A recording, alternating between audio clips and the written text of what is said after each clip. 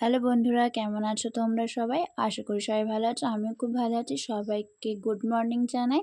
আর আমি ঘুম থেকে উঠে পড়তে এসেছিলো, তাকে পড়াচ্ছিলাম।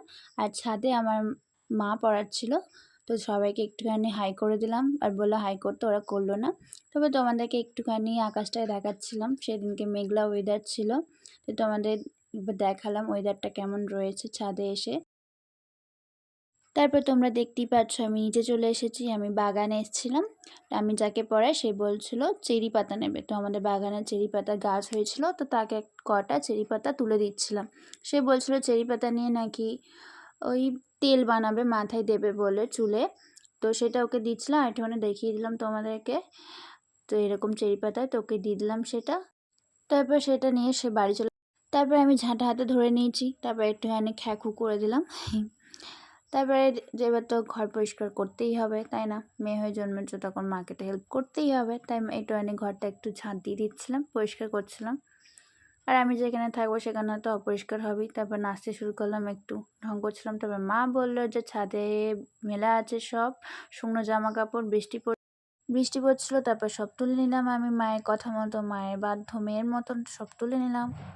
তারপর সেগুলো এবার আমাকে মিলতে হবে, তাই নিয়ে এসে মিলে দিচ্ছিলাম। তারপর একটুখানি মায়ের সাথে গল্প করতে হাসছিলাম। তারপর এরকম করে মুখ নাড়ছিলাম, একটু নাচছিলাম।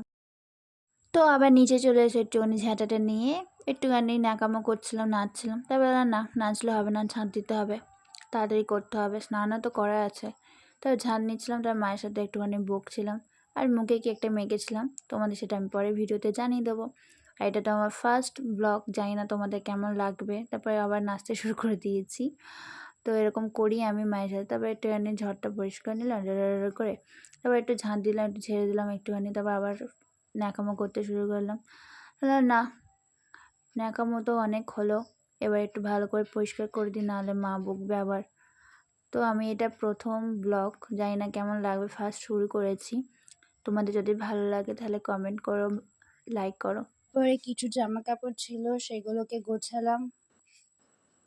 আমাকেই তো গোছাতে হবে। তুলে নিয়ে এসে ছাদ থেকে তুলে এসে এগুলো সব গোছালাম, গুছিয়ে রাখছিলাম একটু।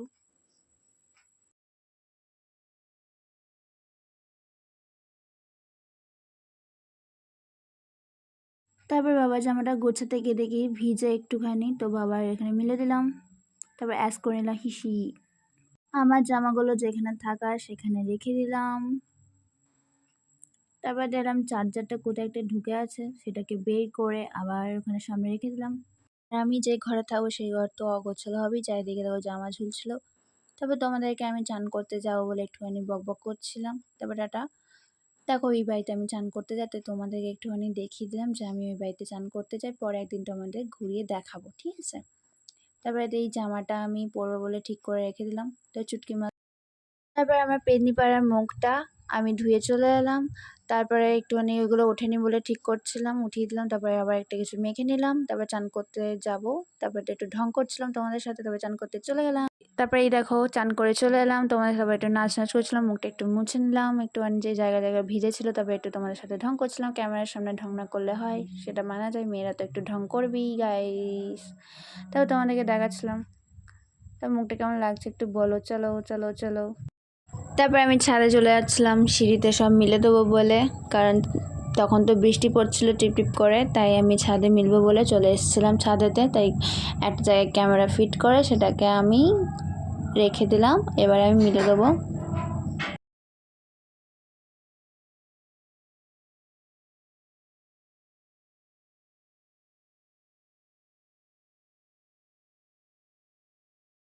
তো আবার ডুমটিকে মিলে একটু ঢং করছিলাম। তারপর মিলে দেওয়া সব কমপ্লিট হয়ে গেল। তারপর দেখালাম বাইরে, দেখো কেমন বৃষ্টি পড়ছে, আর দেখো কি অবস্থা।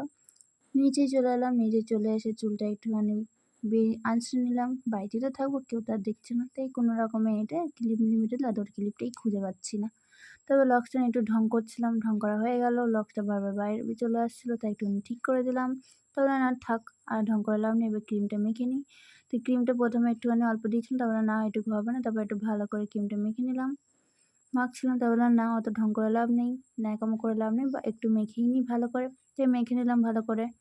তাহলে দেখছি যে ভেসলিনটাও শেষের দিকে কেয়ার করবো, ওটাই এখন ঠোঁটে বুলিয়ে নিলাম। ভেজলিনটা রেখে দিলাম, ভেজলিনটা রেখে মুখ একটুখানি ঢং করে নিলাম, নাচছিলাম একটুখানি, তারপর নাচতে শুরু করে দিলাম একটুখানি। তারপরে নেচে লাভ নেই, কী আর করবো নেচে, মুখের যে অবস্থা বেকার, একদম ফালতু বেকার, টাটা। আর এইদিকে দেখো বৃষ্টি শুরু হয়ে গেছে দুপুরের দিকে। আমি হাত দিয়ে দেখছিলাম যে কতটা জোর বৃষ্টি পড়ছে, তারপরে না ভালোই বৃষ্টি পড়ছে। তবে মুখটা একটু ভিজিয়ে নিলাম বৃষ্টির জলে, ভিজে লাভ নেই। মা বললো যে গ্যাসটা ভিজে যাবে, গ্যাসের জায়গাটা ওখানে পর্দাগুলো নামিয়ে দে। তাই পর্দাগুলো নামিয়ে দিচ্ছিলাম, ঠিক করে দিলাম পর্দাগুলো। ঠিক হয়ে গেল, তারপর মা বললো গেটটা দিয়ে দে, গেটটা ভিজে যাচ্ছে বৃষ্টির জলে, কি করছিস, চেঁচাচ্ছিল, তাই গেটটা ঠেসিয়ে দিলাম।